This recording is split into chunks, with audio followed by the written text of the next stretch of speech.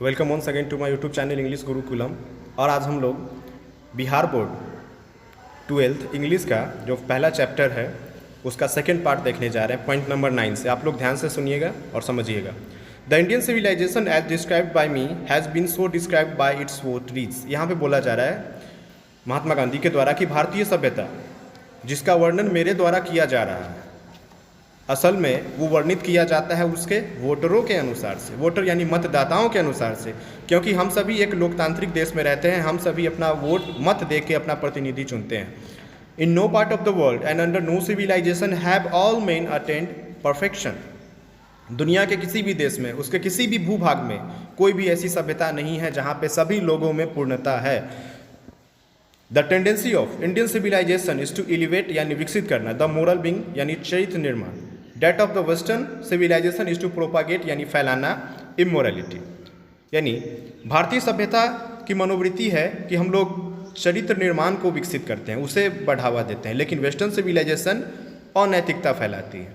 The latter is godless, the latter is godless and the former is based on a, मतलब इसमें बताया जा रहा है, मतलब बोला जा रहा है the latter is godless, the former is based on a belief in God. Farmer यानी जो भूतपूर्व यानी जो पहले का था, उस समय लोगों का विश्वास ईश्वर में था, लेकिन अब क्या हो गया, लोगों का विश्वास ईश्वर में नहीं रहा, गॉडलेस हो गए वे सभी। So understanding and so believing it, we hopes every lover of India to cling to the old Indian civilization even as a child clings to the mother's breast. We hopes मतलब जो सही या ज़रूरी होता है, ठीक है, और क्लिंग मतलब चिपकना, मदर्स ब्रेस्ट यानी माँ की छाती से। तो इसलिए समझा जा सकता है, गांधी जी बताते हैं, या मेरा ऐसा विश्वास है कि जो इंडियन सिविलाइजेशन के प्रेमी होते हैं, जो इंडियन सिविलाइजेशन को पसंद करते हैं, उसके प्रेमी होते हैं, उनके लिए सही ये है कि वो इसे समझने के लिए एंशियंट सिविलाइजेशन यानी ओल्ड सिविलाइजेशन को समझे। ठीक उसी प्रकार से जैसे एक बच्चा को जब दूध की ज़रूरत होती है तो अपनी माँ की छाती से चिपकता है। ठीक है बच्चों, मतलब जो भारतीय सभ्यता के प्रेमी होते हैं उन्हें इसको समझने के लिए क्या ओल्ड सिविलाइजेशन के पास जाना चाहिए, मतलब उसे समझना चाहिए। ठीक उसी प्रकार से जैसे एक बच्चा को भूख लगता है तो वह माँ की छाती के पास जाता है। 10. I am no hater of the West, I am thankful to the West for many a thing I have learned from western literature, but I am thankful to modern civilization for teaching me that if I want India to rise to its fullest height I must tell my countrymen frankly that after years and years of experience of modern civilization, I have learnt one lesson from it, and that is what we must shun it all cost. यहाँ पे बताया जा रहा है, गांधी जी बता रहे हैं कि इसका मतलब ये नहीं है कि मैं वेस्टर्न सिविलाइजेशन से नफरत करता हूँ, बल्कि मैं तो उनकी सभ्यता को, उनके साहित्य को धन्यवाद भी देना चाहता हूँ कि मैंने उनसे कुछ चीज़ सीखा भी। ठीक है, और गांधी जी बता रहे हैं आई वॉन्ट इंडिया, मतलब वो चाहते हैं कि भारत या भारत की जो सभ्यता है वो उच्चतम विकास के शिखर, उच्चतम ऊंचाई तक पहुंचे। इसलिए वो बताते हैं कि मैंने वेस्टर्न सिविलाइजेशन से एक चीज़ सीखा है कि हमारे कंट्री के लोगों को उनके तरफ फ्रैंक होना चाहिए। स्पष्ट कहने का मतलब स्पष्ट रूप से किसी भी बात को एक्सप्लेन करना चाहिए। ठीक है, तो ये कौन बता रहे हैं, गांधी जी। आगे 11. What is that modern civilization? वो बताते हैं मॉडर्न सिविलाइजेशन क्या है। It is the worship of the material, यह क्या है, वर्शिप ऑफ द मटेरियल है। It is worship of the brute in us, it is unadulterated मतलब बिना मिलावट के, मटेरियलिज्म यानी भौतिकवाद। And modern civilisation is nothing if it does not think at every step of the triumph मतलब विजय ऑफ मटेरियल सिविलाइजेशन। यानी यहाँ पे बता रहे हैं कि मॉडर्न सिविलाइजेशन असल में क्या है, वो तो भौतिकवाद है, मतलब कई सारा चीज़ उसमें मिला हुआ है। अगर मॉडर्न सिविलाइजेशन में रहने वाले लोग या मॉडर्न सिविलाइजेशन यह सोचना छोड़ दे कि हमें प्रत्येक कदम पे विजय प्राप्त करना है या प्रत्येक कदम पे जीत जाना है, तो मॉडर्न सिविलाइजेशन कुछ बचेगा ही नहीं। मतलब मॉडर्न सिविलाइजेशन एक ही चीज़ पे चलता है, मटेरियलिज्म पर, और उसमें लोग चाहते हैं कि उन्हें प्रत्येक कदम पे विजय ही मिले, चाहे किसी भी कीमत पे। Point number 12. It is perhaps unnecessary if not useless to weigh the merits of the two civilizations. It is likely that the West has evolved a civilization suited to its climate and surroundings, and similarly, we have a civilization suited to our conditions, and both are good in their own respective spheres. अब यहाँ पे बताया जा रहा है कि it is पर शायद यह अनावश्यक है या यूजलेस मतलब बेकार है या ज़रूरी नहीं है कि हम दोनों सिविलाइजेशन यानी इंडियन सिविलाइजेशन और वेस्टर्न सिविलाइजेशन के मेरिट यानी मेधा पर चर्चा करें उनको आके, बल्कि मेरा मानना है कि वेस्टर्न कंट्री में जो सिविलाइजेशन है, ठीक है, या वेस्टर्न कंट्री में जो सिविलाइजेशन इवॉल्व यानी विकसित हुआ है वो उस जगह के अनुसार, वहाँ के क्लाइमेट के अनुसार, वहाँ के सराउंडिंग के अनुसार, वहाँ के लोगों के अनुसार सही है। और हमारे कंट्री में यानी भारत में जो सभ्यता विकसित हुई है वो हमारे अनुसार से सही है। Point number 13, the distinguishing characteristic of modern civilisation is an indefinite multiplicity of human wants. बताया जा रहा है कि मॉडर्न सिविलाइजेशन किस चीज़, उसकी विशेषता क्या है कि उसमें लोगों के चाह पे कोई सीमा नहीं होती, इनडिफिनिट होता है। मतलब लोग जो मतलब एक चीज़ मिल रहा है दूसरे के पीछे भाग रहे हैं, दूसरा मिल रहा है तीसरा के पीछे भाग रहे हैं, नया नया आविष्कार करने में लगे हुए हैं, कुछ भी बना लिए तो सोचते हैं कि इसको और डेवलप करें। मतलब लोग में संतुष्टि नहीं है, कॉन्टेंटमेंट नहीं है। The characteristic of ancient civilization is an imperative restriction upon and strict regulating of these wants. लेकिन हमारे सभ्यता एंशिएंट सिविलाइजेशन में क्या है कि उसमें हमारे चाह पे भी एक प्रकार का रोक है ना, कि हमें इतना ही करना है, इससे ज़्यादा नहीं चाहिए, इससे ज़्यादा पाने की कोशिश नहीं करनी चाहिए। द मॉडर्न और वेस्टर्न इनसैटिएबलनेस, कहने का मतलब असंतुष्टावस्था, arises really from want of living faith in a future state and therefore also in divinity यानी स्वर्गिकता यानी ईश्वर में। और मॉडर्न यानी वेस्टर्न सिविलाइजेशन में मैटेरियलिज्म के ही वजह से आजकल लोगों में असंतुष्टावस्था आ गया है, लोग असंतुष्ट नहीं हैं, जिसके वजह से आज वे लोग स्वर्गिकता की तरफ देख रहे हैं। ठीक है, जैसे हम लोग देखते हैं the restraint of ancient or eastern civilization arises from a belief often in spite of ourselves in a future state and the existence of a divine power। Divine power से वही हो गया ईश्वरीय शक्ति या स्वर्गिक शक्ति जो बोलते हैं।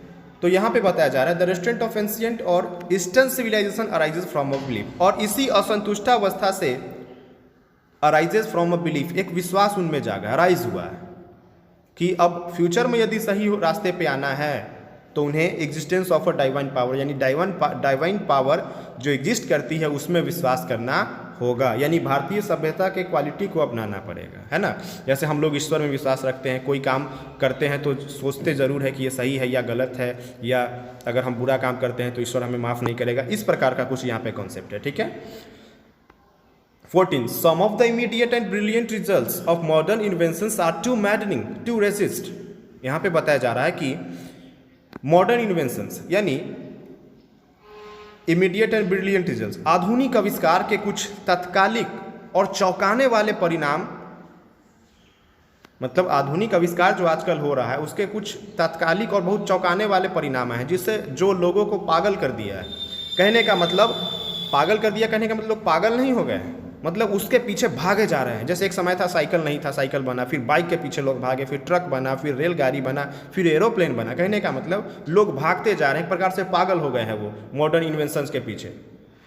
But I have no manner of doubt that the victory of man lies in that resistance we are in danger of bartering. Bartering कहने का मतलब होता है विनिमय करना। ठीक है, विनिमय करना कहने का मतलब खरीद बिक्री, एक दूसरे को से कुछ लेना, जैसे हम किसी को कुछ दिए फिर उससे कुछ ले लिए। अबे the permanent good for a momentary pleasure, कहने का मतलब मोमेंट्री प्लेजर कहने का मतलब होता है क्षण भर के लिए जो सुख होता है वो।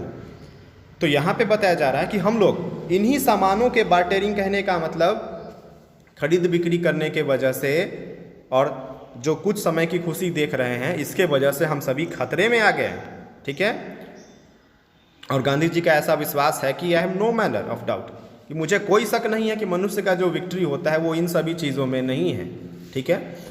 Point 15 just as in the West they have made wonderful discoveries in things material, similarly Hinduism has made still more marvellous discoveries in things of religion of the spirit of the soul. अब यहाँ पे बताया जा रहा है कि हाँ, waste में यानी वेस्टर्न जो सिविलाइजेशन है, वेस्टर्न जो कंट्री है, वो भी कई प्रकार के आश्चर्यजनक खोज किए हैं जो कि मटेरियल पे डिपेंड करता है। लेकिन हिंदुइज्म, हम सभी जो हिंदू हैं, सनातन धर्म से बिलोंग करते हैं, हम लोगों ने भी कई प्रकार के मार्वेलस डिस्कवरीज, कहने का मतलब बहुत सुंदर खोज, जिससे लोगों को फ़ायदा हो, मनुष्य जाति को फ़ायदा हो, रिलीजन नया रिलीजन में नया सोच है जिसे सभी का भलाई हो, ठीक है। हम सभी इस चीज़ का आविष्कार किए हैं। कौन बता रहे हैं? गांधी जी। कि वेस्टर्न कंट्री के जो लोग हैं वो जो खोज किए हैं वो मटेरियल पे डिपेंड है, लेकिन हिंदुइज्म हम सभी लोगों ने जो खोज किया है वो भी काफ़ी सुंदर है, जो मनुष्य का उत्साह और उनके धर्म से संबंध रखता है, ठीक है। मतलब कि उससे कैसे अच्छा इंसान बनना है, ये कॉन्सेप्ट है यहाँ पे। 16 but we have no eye for these great and fine discoveries. लेकिन वही गांधी जी यहाँ बताते हैं कि लेकिन हमारे पास आँख नहीं है इन सभी आविष्कार को देखने के लिए। ध्यान से आप लोग समझिएगा, वो बता रहे हैं कि वेस्टर्न कंट्री के लोग जो आविष्कार किए, खोज किए, वो दिख रहा है, लेकिन हम लोगों ने जो काम किया इंसानियत के लिए उसे देखने के लिए किसी के पास आँख नहीं है। लोग तो बस मटेरियल के पीछे भागे जा रहे हैं। वी आर डेजल्ड, मतलब चकाचौंध, by the material progress that western science has made. हम सभी वेस्टर्न जो साइंस है उसके उन्नति के चकाचौंध में एकदम घिर चुके हैं। I am not enamoured of that progress, in fact it almost seem as though God in his wisdom has prevented India from passing along those lines so that it might fulfill its special mission of resisting the onrush of materialism। यहाँ पे गांधी जी बता रहे हैं कि ईश्वर ने शायद अपनी बुद्धि लगा के या अपनी शक्ति से भारत को अभी तक इन सभी चीज़ों में विकास करने से, यानी प्रोग्रेसिंग अलोंग दोज लाइन्स, उन सभी चीज़ों में विकास करने से भारत को बचाए रखा है। किन सभी चीज़ों में? उन सभी चीज़ों में जो वेस्टर्न सिविलाइजेशन में पाया जाता है। और यहाँ पे वो फिर बता रहे हैं so that it might fulfil it's special mission of resisting the onerous of materialism. और ईश्वर ने हमें इसीलिए उन सभी चीज़ों में विकसित होने से बचा के रखा है, उन सभी चीज़ों में विकास करने से बचा के रखा है, और हमें किसी स्पेशल मिशन यानी हमारी सभ्यता को दुनिया में एक अलग ही सोच, अलग ही आइडेंटिटी बनाने के लिए भेजा है, न कि हम भी उनके तरह मटेरियलिज्म के ऑनरस, उफान या प्रवाह में बह जाएं। 17 after all there is something in Hinduism that has kept it alive up till now. मतलब गांधी जी बताते हैं कि हिंदुइज्म यानी सनातन धर्म में कुछ तो है जिसके वजह से आज तक हमारी सभ्यता अलाइव, मतलब जीवित है। It has witnessed the fall of Babylonian, Syrian, Persian and Egyptian civilizations. और हिंदुइज्म जो है, दूसरे शब्दों में हमारी जो सभ्यता है, ये विटनेस यानी एक बात का गवाही है कि गवाही कहने का मतलब हमारी सभ्यता के सामने ही दूसरी सभ्यता आई, जैसे बेबीलोनियन आई, सीरियन आई, पर्सियन आई, इजिप्टियन आई, लेकिन वो सभी सभ्यता फॉल हो गई, मतलब वो सभी सभ्यता का नाश हो गया, उसका अंत हो गया। Cast a look around you, अपने आसपास चारों ओर देखो। Where is Rome and where is Greek, कहाँ है रोम की सभ्यता, कहाँ है ग्रीक की सभ्यता। Can you find today anywhere the Italy of Gibbon और rather the ancient Rome, for Rome was Italy. अब यहाँ पे फिर बताया जा रहा है कि अपने आसपास हम लोग देखने के लिए कहाँ है रोम की सभ्यता, कहाँ है ग्रीक की सभ्यता। क्या हम अभी इटली के गिबन सिविलाइजेशन को या रोम को, उसकी सभ्यता को भी देख सकते हैं, पा सकते हैं? तो नहीं। 18 गो टू ग्रीक, अब बोल रहे हैं ग्रीक जाइए, ग्रीक देखिए। Where is the world famous Attic civilization, और ग्रीक में ही फेमस एटिक सिविलाइजेशन यानी गुफा संस्कृति का जन्म हुआ था। लेकिन कहाँ है वहाँ ये सब संस्कृति? देखने को नहीं मिलता है। देन कमिंग टू इंडिया, अब हम लोग भारत आइए, भारत मतलब हम लोग भारत की ओर देखते हैं या भारत की ओर ध्यान आकर्षित करते हैं। Let one go through the most ancient records and then look around you and you would be constrained to say yes I see here ancient India still living। बताया जा रहा है कि अब लेकिन हम लोग भारत की तरफ देखते हैं, पुराने रिकॉर्ड्स उठा के देखते हैं, और उनको छोड़िए हम लोग आसपास नज़र उठा के भी देखेंगे तो हमें एंशियंट इंडिया यहाँ पे लिविंग, मतलब यहाँ पे जीवित, यहाँ पे अच्छी अवस्था में मिल जाएगा आज भी। 19 ट्रू देयर वर डंग हिप्स। डंग हिप्स कहने का मतलब होता है गाय का गोबर, या गाय के गोबर से जो गोईठा वगैरह बनता है, सेंस वही है, मतलब गाय का गोबर। To here and there but there are rich treasures buried under them. यहाँ पे बताया जा रहा है कि हाँ ये सही है कि हमारे देश में यहाँ वहाँ गोबर है, यानी कचरा है एक प्रकार से, लेकिन इस बात को भी नज़रअंदाज करना सही नहीं है। इसी डंग हिप्स के नीचे ट्रेजर्स यानी काफ़ी महंगे कीमती खजाना भी गड़ा हुआ है। कहने का मतलब हमारे धरती के नीचे बहुत सारे मिनरल्स, प्राकृतिक संसाधन, नेचुरल रिसोर्सेज वगैरह हैं। And the reason why it has survived is that the end which Hinduism set before it was not development along material but spiritual lines. और इसके पीछे का कारण, मतलब इसे सर्वाइव करने का कारण यही है कि हिंदुइज्म जो है वो मटेरियल डेवलपमेंट के चक्कर में नहीं, स्पिरिचुअल डेवलपमेंट के चक्कर में मतलब स्पिरिचुअल डेवलपमेंट के ही तरफ आकर्षित था, मतलब वही काम हिंदुइज्म करते आ रहा है। 20 our civilisation, our culture, our Swaraj depend not upon multiplying our wants self indulgence but upon restricting want self denial. हमारी जो सभ्यता है, संस्कृति है या जो स्वराज है, उसमें सेल्फ इंडल्गनेस कहने का मतलब खुद में डूब जाना, लगातार डूबते रहना, अपने चाह में मल्टीप्लाई करते रहना, ये सब नहीं है, बल्कि हमारी सभ्यता में इन सभी चीज़ों पे रोक है। 21 European civilization is no doubt suited for the Europeans but it will mean ruin कहने का मतलब बर्बाद कर देगा, नष्ट कर देगा। For India if we endeavor कहने का मतलब प्रयत्न करना, to copy it। तो यहाँ पे बताया जा रहा है कि यूरोपियन सभ्यता, इसमें कोई शक की बात नहीं है कि वो वहाँ की सभ्यता यूरोपियन के लिए ही सही है, लेकिन यदि हम लोग उसे अपनाने की, उसे खुद में लाने का प्रयत्न करें तो इसमें भी कोई शक नहीं है कि वो हमें बर्बाद कर देगा। This is not to say that we may not adopt and assimilate whatever may be good and capable of assimilation by us, as it does not also mean that even the Europeans will not have to part with whatever evil might have crept into it। यहाँ पे बताया जा रहा है कि इसका मतलब ये नहीं है कि हम लोग कोई भी चीज़ जो अडॉप्ट करने लायक है, यानी जो सही है, एसिमिलेशन यानी सम्मिश्रण करना जो सही है, इसके लायक है, उसे हम एसिमिलेशन कर लें।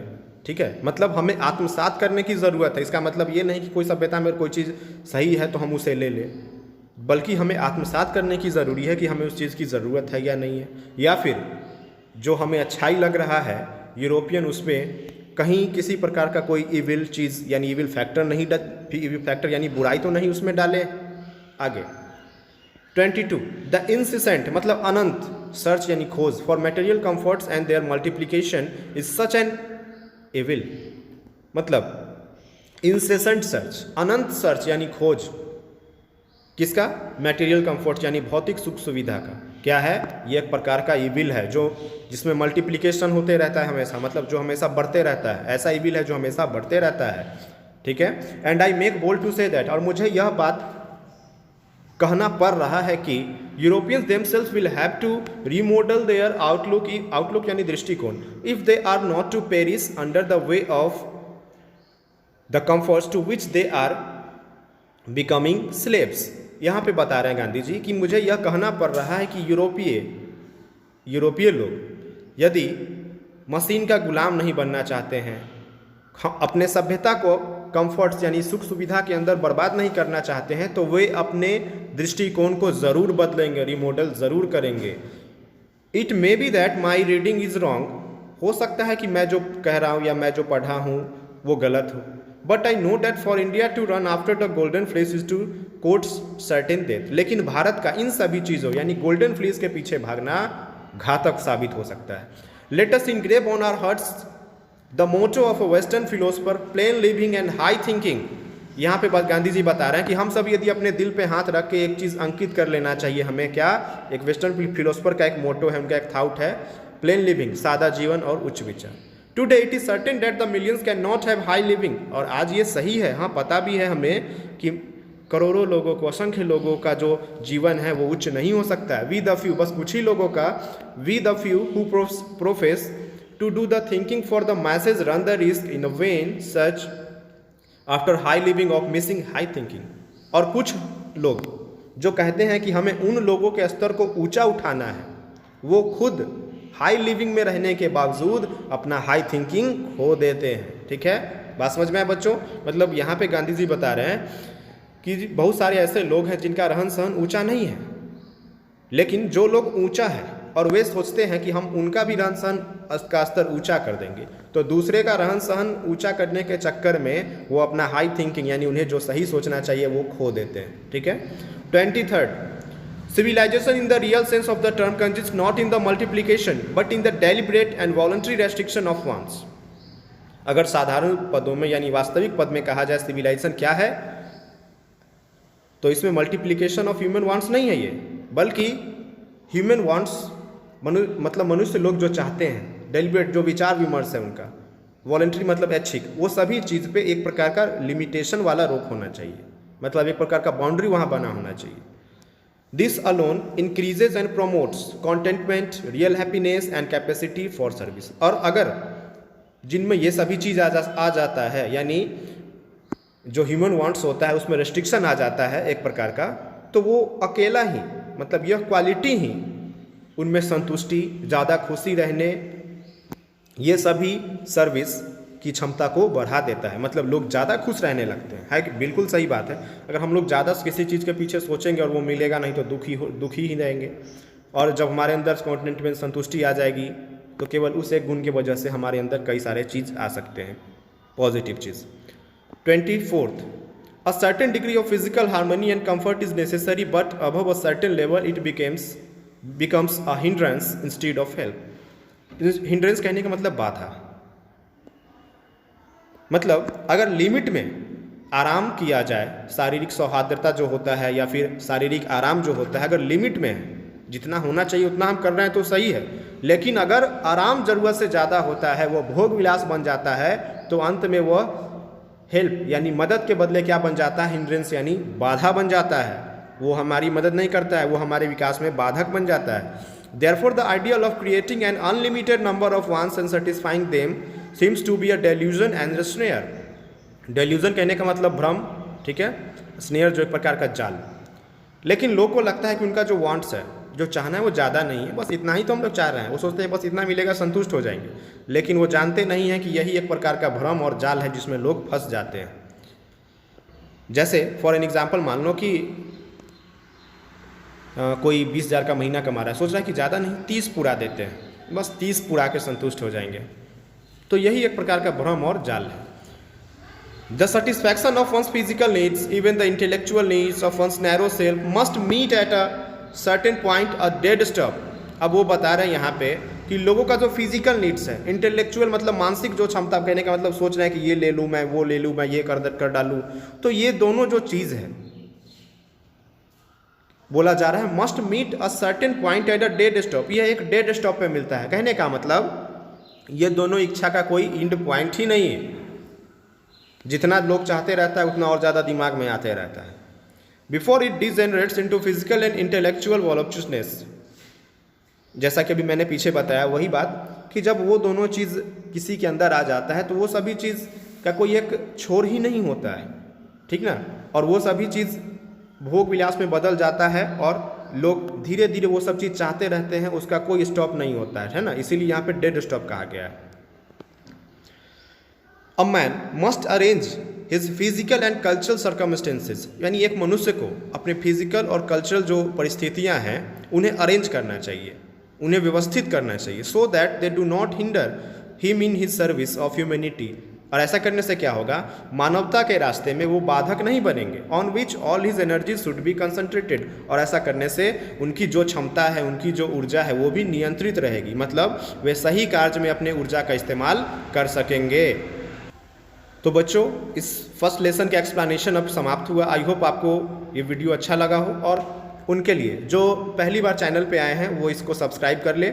और ये इस चैप्टर का पार्ट 2 है। पार्ट 1 के लिए आप चैनल पे भी विजिट कर सकते हैं या फिर इसके डिस्क्रिप्शन में भी आप चेक कर सकते हैं। Thank you.